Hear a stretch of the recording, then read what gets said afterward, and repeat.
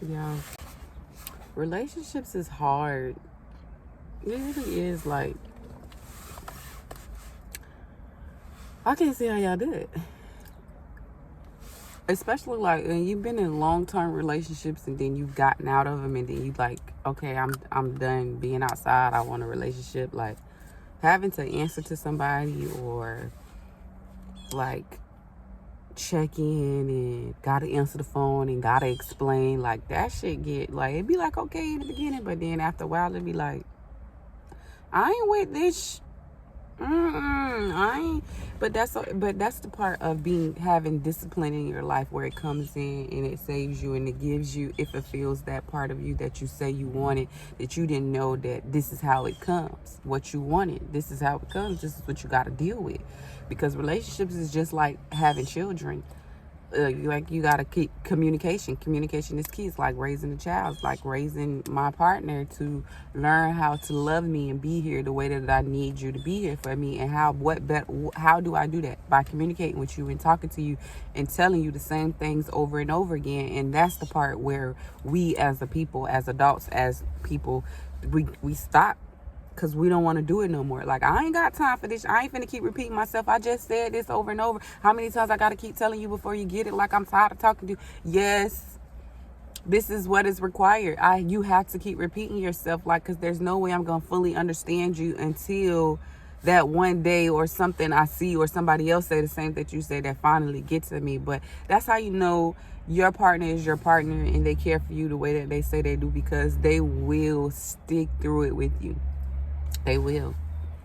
They will stick with it. They will stick through it with you. They'll keep repeating themselves. Like, it might get frustrating, might get aggravating, but they won't leave. They won't give up on having the conversation. And as women, we feel like, the men, like, as women, we feel like the relationships that we've been in with men, we've been the ones, especially the good women, we've been the ones to always, like, build them up and make them into great lovers and great men and, husbands. Like, we be the reasons for that side of them that they didn't know that we helped them learn to be, right? We feel like we made a nigga.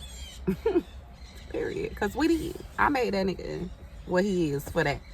Because he wasn't like that with me. I had to teach him all of that. I taught him how to drive. I put that shit on, right? But I don't know. It just, for women, it gets tiring. It gets tiring. Like, no, I'm not about to do this. I ain't finna teach a man how to love me. I'm not finna teach a man how to be there for me and support me. Because, like, how traumatized are you, boo? That's why they making a new memes and new quotes talking about come healed, come already priority. Talking about, I ain't looking at a man to see his potential. Come already potential. Yo, that's so crazy. But as women, we get tired. We get tired of putting so much into men and then not having some, like, getting that back. And I don't know if it's men out there that you can meet that just automatically get you and they pour into you. I believe it is. I believe it is. Some men that just already know how to do that. And maybe that's because they had a good girl and they messed it up and they can't get back. So, like, the next person they meet that made them feel the same way that person made, they probably give it their all. But goddamn, for the ones that ain't been hurt enough, we as women, we can't see that. We can't see that. But I don't know. Relationships is just hard. Marriage is hard. And then I'm like looking at like marriage and relationships is the same thing. That certificate, the judge, the courthouse, the clerk of court, that paperwork certificate, the money that you pay, that shit don't make you what it already is.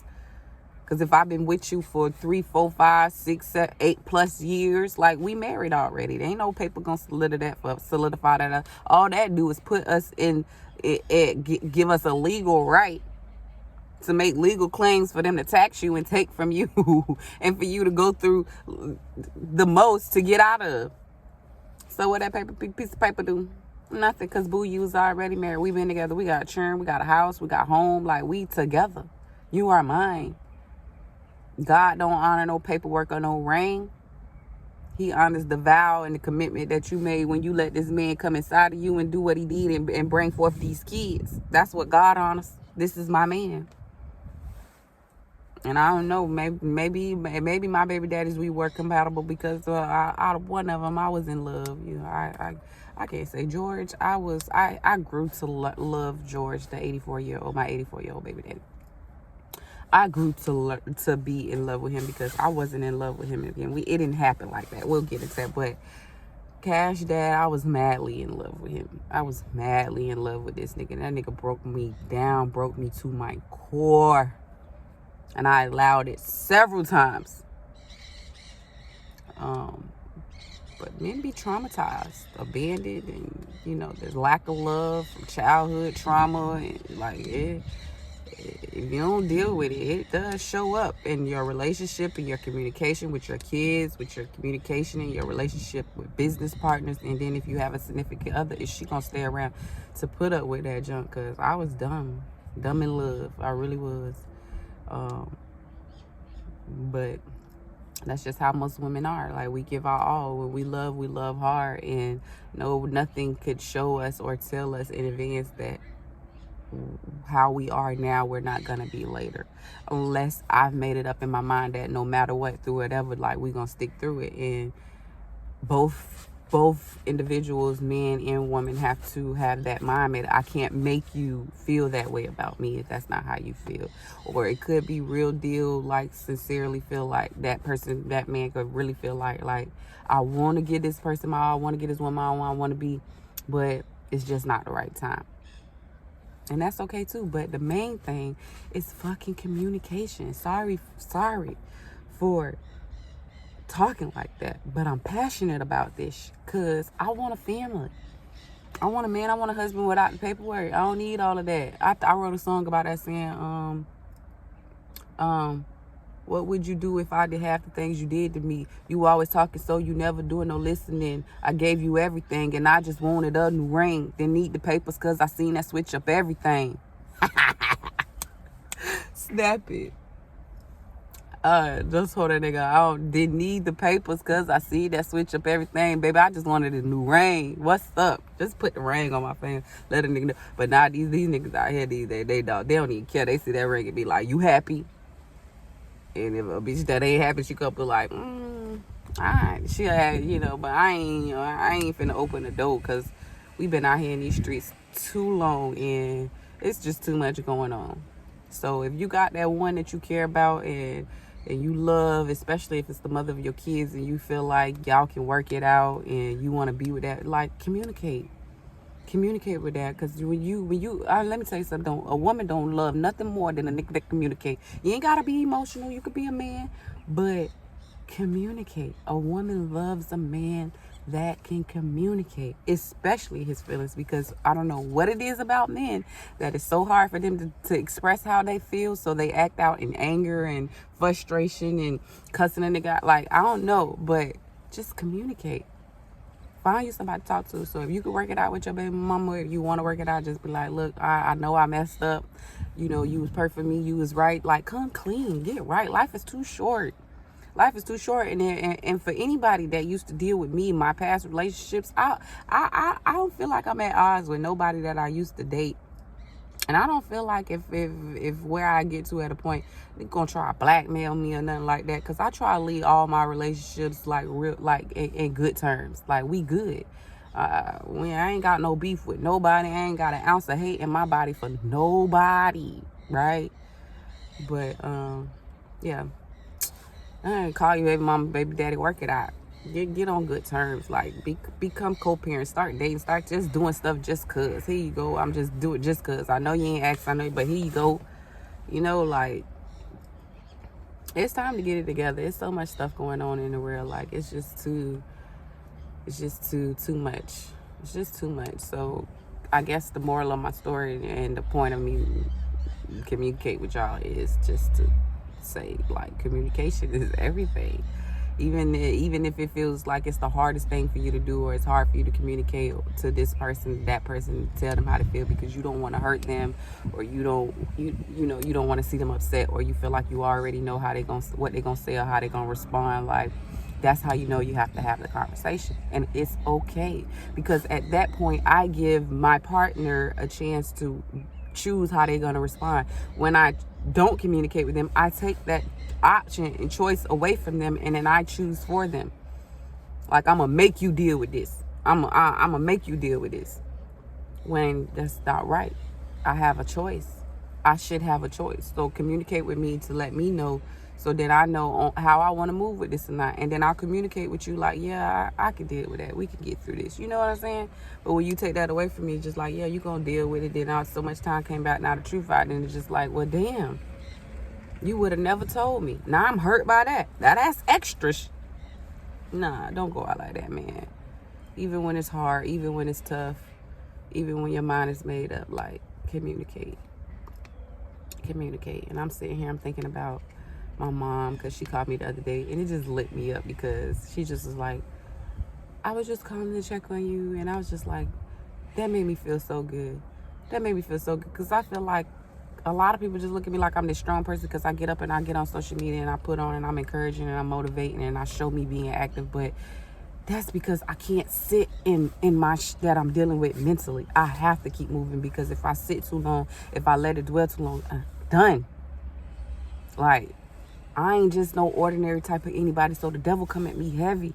I got so much to lose, so I gotta keep busy. I gotta stay. And I feel like a lot of people just come at me like, oh, I'm supposed to already have it together. I already got it together. So it's never how you doing. It's never are you okay. It's always, oh, you need to do this. You should have did that. I don't know why she did that. Like, people, y'all don't know. What I show y'all on social media is exactly just that. What I show y'all. I be posting shit from days ago, and it's a whole new different day, but you be thinking that it's the day. They be like, oh, down there, where you at? Girl, that was last week. You only see what I allow you to show you, so that's what I put on. And then when I do share a little bit, it's still what I allow. I allow y'all to come in. You don't know me like that. You only know what I show you. Even my family members, you don't know, they don't know me like that. You only know what I show you. And if you ain't talking to me, then you really don't know nothing. Don't assume. Just look at what you're looking at, and I guess I mean, it's okay to assume, because I put it out there for you to assume, because you don't know, because you don't talk to me. You call me. But I appreciate my mother. What I'm saying, I appreciate my mother so much for calling me and checking on me. That made me feel really, really good, because I was like, dang, Mom. That's what I was telling my sister. Like, damn, I don't never get that part of the conversation where a bitch be like, is you all right? Is you okay? I never get that part of the conversation. I always get like, oh, well, why you ain't do this? What's I'm hearing about this? And that, like, I'm a person too. Bitch, I got feelings. But you don't want to hear me till I'm broke down in the mental hospital about to kill my damn self, because I can't deal with everything, the pressures of the world, the pressures of my mind and emotional state. Like, it's just too much. And bitch don't want to hear me and ask me how I'm doing till I done crash. Why I got to crash for a bitch to hear me? Why I got to start crying for a nigga to hear me? Like, no, by that time it's too late. It's too late. And it's about that time. But I'm all right. I'm all right, Church. I'm all right. I miss my kids. I miss my kids a lot. I really don't like how Jordan's doing me about my kids, because it's messed up. But I feel like everything that's happening with him and me and the kids is happening for a reason, because I'm not incapable of getting my kids right now and taking care of them, because I could do that. Like, the money is no issue. The whereabouts, the transportation, that's not an issue. Never has been an issue. Like, it's deeper than that. And I can't even fathom the fact to think about why a person would try to keep a person away from their kids. Like, I just did something, like I was a drug addict. I got DCF cases. I done been it. I ain't got none of that. I ain't never did nothing to this man but just leave. I could have went to the domestic violence shelter, had them put his down, and came up. They would have gave me a house, car, child care, all of that. And you know what I said? If I got to put him down to come up for me, I don't want it, because at the end of the day, that's still the father of my kids. And I get more help from him by coming to him versus running to these and putting him in our business and making him do something. Like, nah. And same thing with Cash Daddy. Like, he tried me and I did. I was just like, I ain't comply. I'm showing a nigga I ain't complying with the way that they say I'm supposed to comply, just for me to get a little bit of help. But you don't do nothing at all. So then what you want me to do? So I did. I started complying. I said it, but then when the paperwork came back, I was just like, man, I ain't finna do it. I ain't finna make nobody do nothing for mine. Can't nobody make me do nothing for my kids. I already just have to do. I'm obligated. That's my duty when they're with me. I ain't asking nobody for nothing unless I need something and I know the person that I could go to. But as a mother, as a father, regardless of what anybody else do, you must do for your kids. And if you feel like this ain't your kid, well then it is what it is. It came out of me. It's mine. I got to do what I got to do. I ain't finna make them crackers make you do nothing. You could deal with that shit on your own when you go to sleep at night. So, like, yeah, I don't know, but like I said, I was saying, like, everything that's happened between me and him is deeper, and then his wife as well. She's young, she don't know me like that, like, but for her too, I can't wrap my mind around like what I could have done so bad to make somebody feel like they want to take everything from me, because my kids, they're like, they could take everything away from me and keep me away from it. Like, I'm just the worst mother in the whole wide world, because they looking at me on social media and wondering like, oh, I'm out here living my best life, but I ain't got my bitch. Y'all keeping me where I came, I go, I call, nothing. But like I said, all that situation is happening for way deeper reasons other than for what I can see, because I'm not a bad person. My energy is good. Like I said, like, I ain't got no beef with nobody. I ain't got an ounce of hate in my body for nobody. So like, this has to be something that's happening like in the spiritual realm that's working out for me and the kids in the end, because he dead wrong. Both of them, him and her, dead wrong. And I haven't finished editing that video, because watching it and hearing it is so real raw and uncut that it makes me emotional, and it's hard to like finish putting it all together and try to figure out like what's my angle, what's my message behind showing y'all that pain that I'm going through with fighting with this man by just trying to see and talk to my kids, you know. So but I'm gonna get it done. All things in due time. But I don't know, I'm gonna wrap this up. I'm sitting out here by the water at the park watching the little duckies. I'm a Pisces, so I'm a water baby. Okay, so this is where I find my peace and my solace at, sitting by the water. So just was thinking about a lot, and missing my kids. I guess I just need to get that out. So I don't know. Y'all stay motivated, stay encouraged. Again, my message is always is that it's never too late to start whatever it is that you want to do, that you've been procrastinating to do. Like, get it started. Start writing things down. Start studying it. Like, what I'm doing, what I'm interested in now, what I love to do. I didn't think that this is what it was. So I'm actually driving the other day, and I'm like, dang, I don't know shit about no cameras. I don't know shit about no microphones, but I know everything about edits, Pro Cut, CapCut, the editing software and programs. I don't really know too much. Like, I'm tech illiterate, but I'm not tech savvy. Like the underlining